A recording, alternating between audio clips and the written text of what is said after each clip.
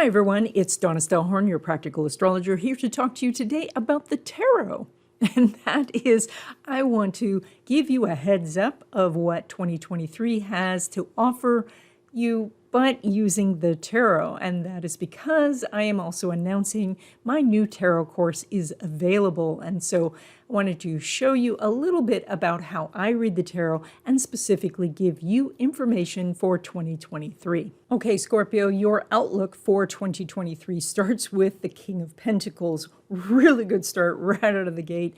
That is that you have all of the confidence and even the resources you need to make something happen.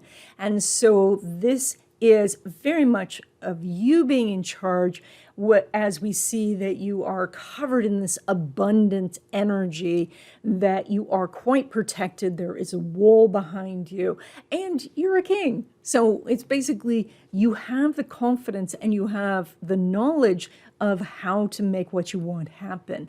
Now, I think there's a couple of interesting things to point out in this card. And so one of those is we can just see right at his foot that underneath this beautiful cloak that he's wearing, he is fully armored.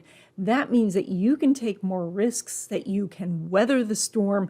And so taking risks, there are chances that there could be failure, but from failure comes knowledge and understanding. And so that's why it is okay for you to be taking risks this time, because we see with that armor, it's not going to be so damaging that it's going to be a setback.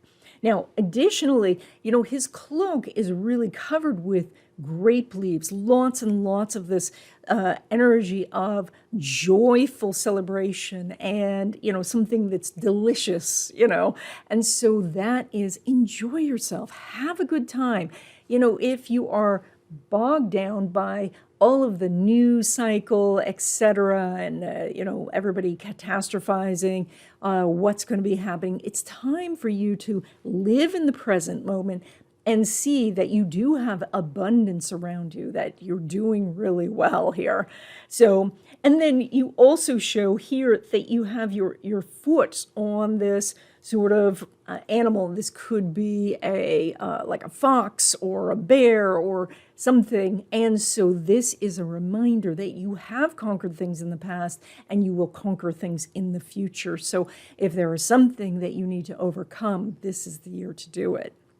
Now, when we look at your love relationships, really interesting card. You get the Seven of Swords, and it's upside down. So when it's coming to love relationships, this is where your challenges are going to be. Now, it's interesting because your arms are filled, so there's certainly lots of opportunities. This means if you want to meet someone new, you have lots of opportunities. If you are in an existing love relationship, you have a lot of opportunity to work out the problems that you have. Now, a couple of things. First of all, this card is upside down. And so when we look at reverse cards, that's not that it's the opposite meaning. It just means it's more like a retrograde where it is delayed or it's internal. So that means that some of the issues that are going on are just going on in your own head. And some of the issues are things that you're going to handle and take care of in the first couple of months. And then around March or April, this card turns right side up and you get to move forward.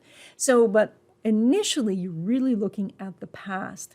Now, that really thing that stands out because of the story of this card is that there is this enemy camp and this person who lives in the village wants to go disarm them. So he sneaks in there and he carries off as many swords as he can. Unfortunately, because he's alone, he can't do everything himself. And so one of this is when it comes to your love relationships, think more that you need help, not necessarily from the partner, but maybe you need friends and family to help you with your online profile or to help you with dating advice. Maybe this means that you and your sweetheart, your current existing love relationship, need a counselor, need someone to talk to. So this is, don't do this all by yourself. And if your partner is unable or unwilling to help you, then you need to get outside help. And so that is what this card is about. I know it's a little bit on the challenging side, but there does seem to be lots of opportunities. I think most of these opportunities will be happening after March. Now, an entirely different story when it comes to your money, because you get the 10 of Cups, and this indicates that there is so much happiness when it comes to your money. That is that you are able to amass enough money to feel really comfortable.